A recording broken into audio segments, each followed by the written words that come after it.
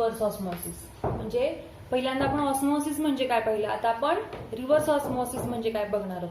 तर ऑस्मॉसिस आठवतंय, ऑस्मॉसिस म्हणजे काय सांगितलं होतं, the spontaneous flow of solvent through a solution, solvent to solution through a semi permeable membrane. म्हणजे सॉल्व्हंट सोल्युशन मध्ये जात असतं.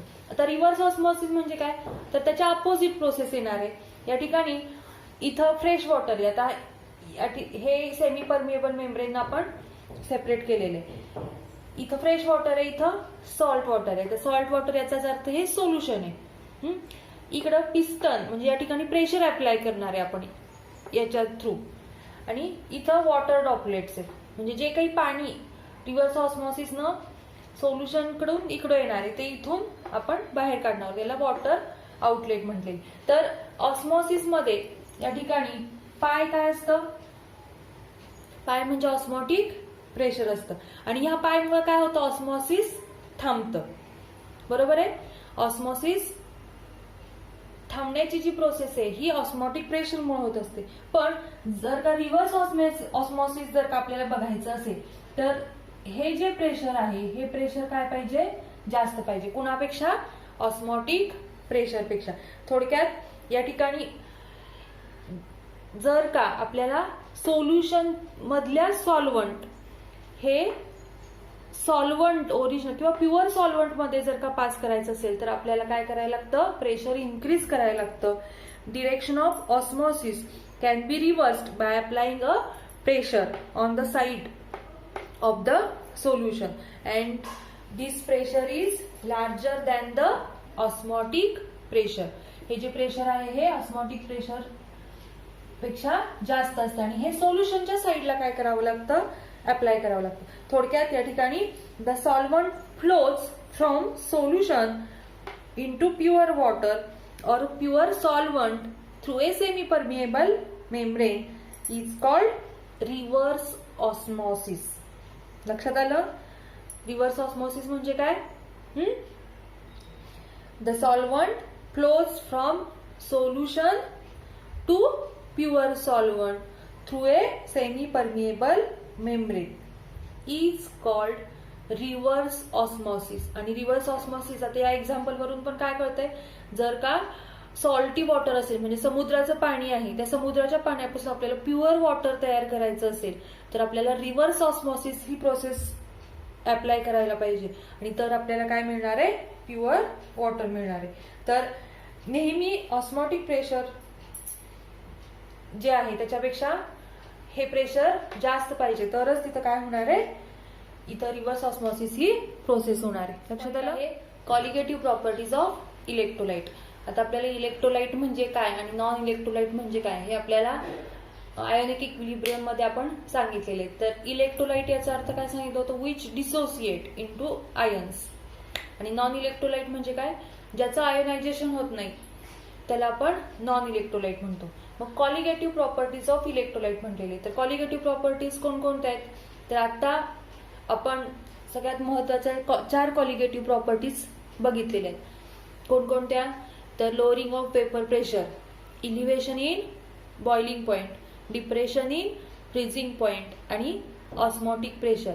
या 4 ज्या आहेत याला आपण कॉलिगेटिव्ह प्रॉपर्टी म्हटलेली आहे. तर ह्या ज्या कॉलिगेटिव्ह प्रॉपर्टीज आहेत ह्या इलेक्ट्रोलाइटच्या कॉलिगेटिव्ह प्रॉपर्टी ज्या आहेत त्या वेगळ्या दाखवल्या जातात, आणि नॉन इलेक्ट्रोलाइट ज्या आहेत ज्या आपण आतापर्यंत बघितलं कॉलिगेटिव्ह प्रॉपर्टी म्हणजे काय, तर तशाच कॉलिगेटिव्ह प्रॉपर्टी हे नॉन इलेक्ट्रोलाइट दाखवतं. पण इलेक्ट्रोलाइट जे आहे ते थोडंसं डिफरन्शिएट करतं.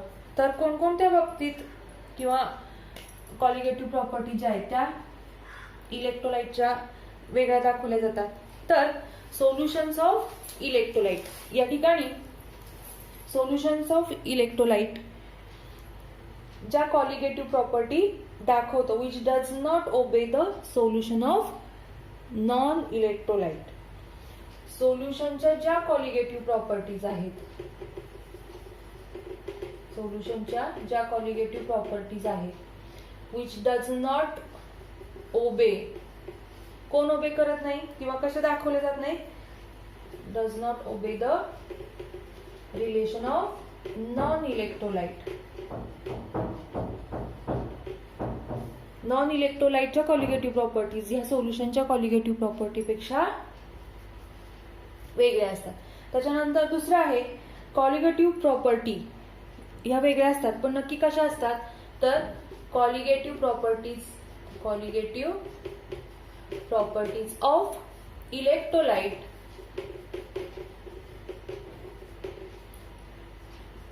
इन्क्रीजेस. नेहमी कशा असतात त्या इन्क्रीज असतात. कुणापेक्षा इन्क्रीज असतात तर नॉन इलेक्ट्रोलाइट प्रॉपर्टीपेक्षा increases than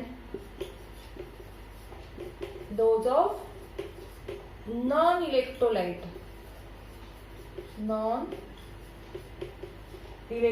of same concentration. सगळ्यात महत्वाचं काय आहे इथं सेम कॉन्सन्ट्रेशन. मग अशी आपण आयसोटोनिक सोल्युशनची डेफिनेशन पाहिली. 0.1 मोलार युरिया सोल्युशन आणि 0.1 मोलार सुक्रोज सोल्युशन. तर हे दोन्ही पण काय होते नॉन इलेक्ट्रोलाइट होते आणि त्याचं ऑस्मोटिक प्रेशर सेम होतं म्हणून त्याला आपण आयसोटोनिक म्हटलं. पण जर का आपण 0.1 मोलारचा एक इलेक्ट्रोलाइट घेतला आणि 0.1 मोलारचा पण नॉन इलेक्ट्रोलाइट घेतला तर या दोन्हीच्या प्रॉपर्टीज ज्या असतात ह्या वेगवेगळ्या असतात. त्याच्यानंतर तिसरं आहे मोलार मास. तर molar mass of electrolyte which shows किंवा which is determined by colligative property. जर का आपण याच्या आधी पाहिलं होतं बॉइलिंग पॉइंट फ्रीजिंग पॉइंट वरून M2 म्हणजे मोलार मास ऑफ सोल्यूट कसं कॅल्क्युलेट करायचं हे आपण पाहिलं होतं. मग तसंच molar mass of electrolyte from colligative property is always less than. हे नेहमी कसं असतं कमी असतं. कुणापेक्षा तर calculated by this formula mass. म्हणजे colligative property is less than this formula mass. लक्षात येत आहे.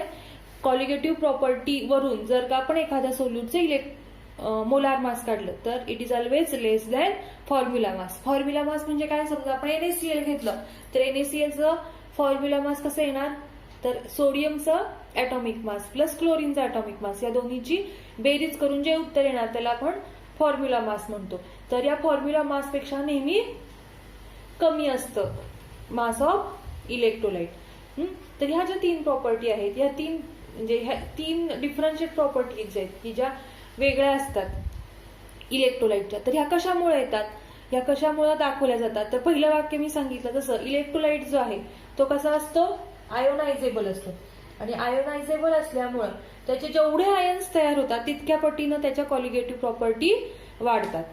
नॉन इलेक्ट्रोलाइट सोल्युशन जे आहे ते आयोनाइज होत नाही आणि त्याच्यामुळं जेवढा सोल्यूट म्हणजे जेवढा फॉर्म्युला असतो त्या पद्धतीनं त्याच्या कॉलिगेटिव्ह प्रॉपर्टी ज्या असतात त्या दाखवल्या जातात. जेवढे आयन्स तयार होतात तेवढ्या त्या पट्टीत त्याच्या कॉलिगेटिव्ह प्रॉपर्टी वाढत असतात आणि म्हणून colligative properties of electrolytic solutions are higher than non electrolytic solution. म्हणजे या ठिकाणी जर का आपण NaCl हे एक्झाम्पल घेतलं तर NaCl म्हणजे या ठिकाणी किती आयन्स झाले तर Na+ आणि Cl-. तर समजा इथं 0.1 मोलार आहे 0.1 मोलार NaCl घेतलं तर त्याची कॉलिगेटिव्ह प्रॉपर्टी जी आहे ती त्याच्या twice the colligative properties of same solution of non electrolyte solution असते. कारण की NaCl मध्ये काय होतं Na+ आणि Cl- हे 2 आयन्स असतात आणि म्हणून त्याची जी कॉलिगेटिव्ह प्रॉपर्टी आहे ती त्याच्या दुप्पट होते. 2 आयन्स तयार होतात म्हणजे कॉलिगेटिव्ह प्रॉपर्टी ही दुप्पट होते. कुणापेक्षा दुप्पट होते तर 0.1 molar of sucrose solution. Sucrose solution जे आहे ते नॉन इलेक्ट्रोलाइट आहे. सुक्रोज युरिया ग्लुकोज हे सगळे काय आहेत नॉन इलेक्ट्रोलाइट आहेत. म्हणजे जसा फॉर्म्युला आहे तेवढेच त्याचे पार्टिकल्स असतात. पार्टिकल इन्क्रीज झाले की कॉलिगेटिव्ह प्रॉपर्टी इन्क्रीज होत असते. कारण की आपण कॉलिगेटिव्ह प्रॉपर्टीची डेफिनेशन काय सांगितली आहे which depends on number of particles and not nature of the solute. मग या ठिकाणी पार्टिकल्स जे आहेत ते डबल होतात आणि डबल झाल्यामुळे ह्याची कॉलिगेटिव्ह प्रॉपर्टी पण डबल होते. लक्षात आलं. तर या पद्धतीनं आपण इलेक्ट्रोलाइटचं एक्झाम्पल बघितले. आता जर का तुम्हाला दुसरं एक एक्झाम्पल सांगते. या ठिकाणी Al2PO4 थ्राईस. याच्यामध्ये किंवा हे 0.1 मोलारचे आपण असं म्हणूया. तर याच्यामध्ये नंबर ऑफ पार्टिकल्स किती झाले, तर Al चे 2 आणि PO4 चे 3. म्हणजे कॉलिगेटिव्ह प्रॉपर्टी जी आहे ती किती पट होणार, 5 पट होणार. लक्षात येते, जी काही कॉलिगेटिव्ह प्रॉपर्टी आहे ही त्याच्या 5 पट होणार. मग समजा आपण इथं 0.1 मोलार Al2 घेतला आणि इथं 0.1 मोलार NaCl घेतलं. दोन्हीचं कॉन्सन्ट्रेशन, हा पण इलेक्ट्रोलाइट आहे, हा पण इलेक्ट्रोलाइट आहे, दोन्हीचं कॉन्सन्ट्रेशन सारखं आहे. पण जर का आपण बघितलं तर याचे किती आयन्स तयार होतात आहेत, 2 आयन्स तयार होतात आणि याचे किती तयार होतात आहेत, 5. म्हणजे कुणाची कॉलिगेटिव्ह प्रॉपर्टी जास्त असणार, तर Al2PO4 थ्राईसची. जेवढे नंबर ऑफ आयन्स जास्त तेवढी त्याची कॉलिगेटिव्ह प्रॉपर्टी तितक्या पटीनं वाढत असते. लक्षात आलं, हा फार महत्वाचा पॉइंट आहे. जेवढी थोडक्यात तुम्हाला तिथं आयन्स किती आहेत हे मोजता आलं पाहिजे. तर या पद्धतीनं हा जो चॅप्टर आहे तो इथं संपलेला आहे. याच्या पुढचे जे पॉइंट आहेत, वॉन्ट ऑफ फॅक्टर किंवा त्याच्या जे प्रॉपर्टीज आहेत, ते या सिलेबसमधून यावर्षी कोविड-19 मुळे डिलीट केलेलं आहे सिलेबसमधून आणि त्याच्यामुळं हा चॅप्टर इथपर्यंतच आहे. याच्या पुढचे पॉइंट आपण घेणार नाहीये किंवा आपल्याला परीक्षेला नाहीये. लक्षात आलं, तर हा आपला 3रा चॅप्टर संपलेला आहे. आयोनिक इक्विलिब्रियम, केमिकल थर्मोडायनॅमिक्स दुसरा आणि 3रा सोल्युशन्स.